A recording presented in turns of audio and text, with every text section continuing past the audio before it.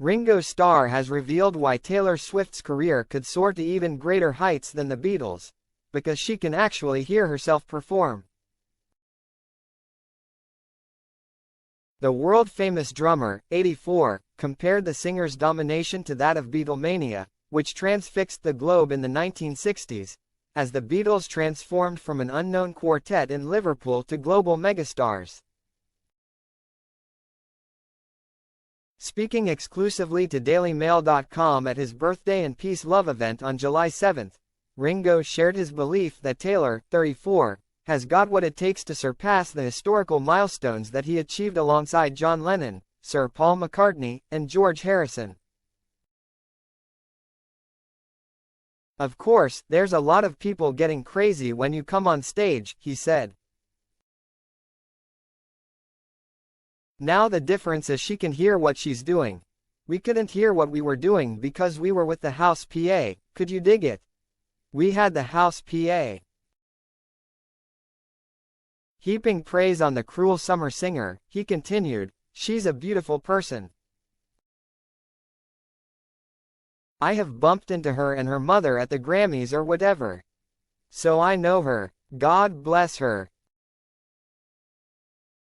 She's doing good." Asked whether he had any advice for Taylor as she enters the next few decades of her career, Ringo said, "I don't think she needs my advice.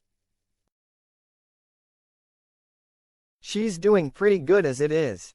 Thank you." Beatlemania exploded in the US following the Beatles' performance on The Ed Sullivan Show on February 9, 1964, which is cited as the performance that spread the ecstatic, fan-led culture that surrounded the band, from the UK to America.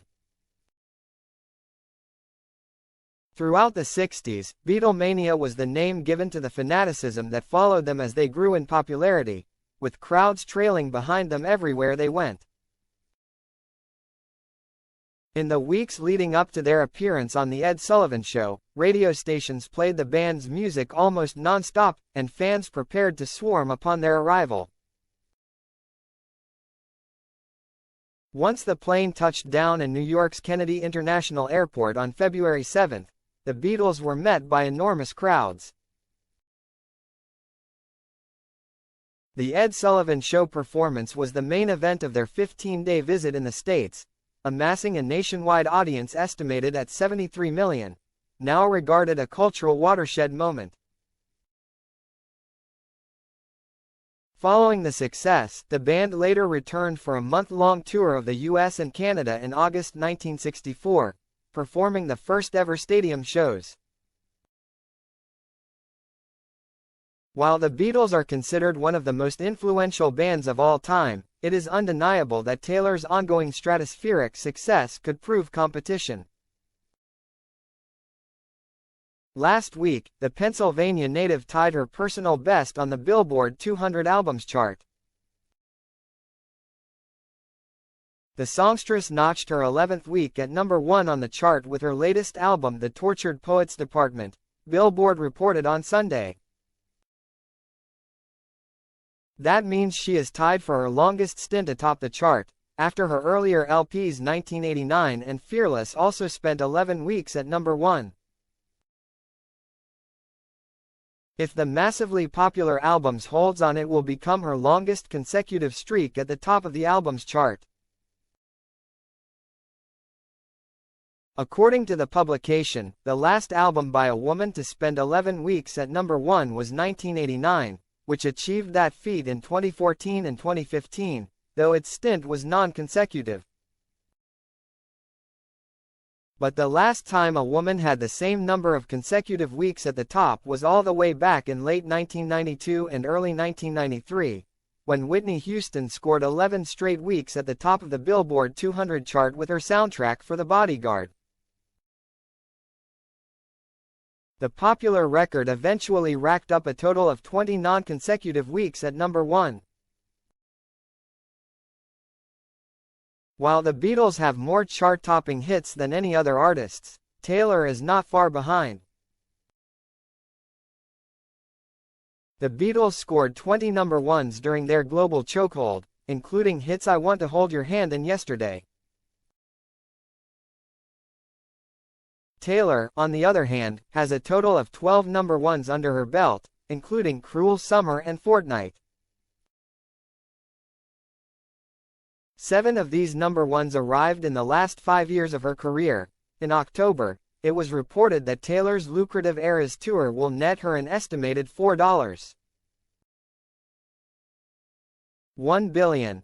The tour kicked off on March 17, 2023, in Glendale, Arizona, and is set to wrap on December 8, 2024, in Vancouver, Canada after 152 shows across 5 continents.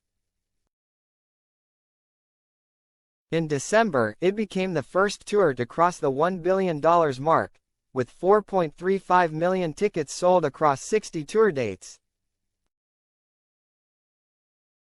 As a result, Taylor has poured billions more into the U.S. economy, with the huge production leading to extensive travel, ticket sales and merchandising opportunities for her legions of Swifties. Over the past year, Taylormania has hit new heights thanks to her highly publicized relationship with 34-year-old NFL player Travis Kelce.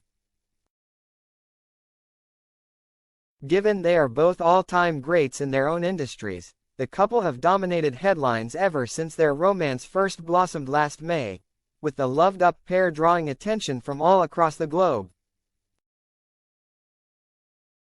The lovebirds are currently making the most of their time together while she continues the UK and Europe leg of her world tour, before he returns to training camp for the Chiefs on July 21.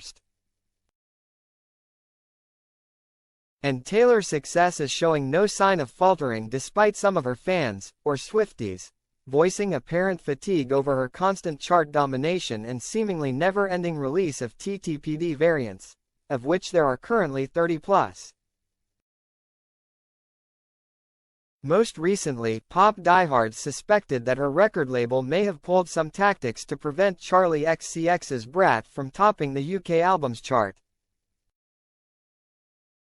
Prior to that, rumors had been swirling of behind-the-scenes friction between Taylor and Billie Eilish after Taylor dropped 2 special editions of TTPD on the same day Billie released Hit Me Hard and Soft.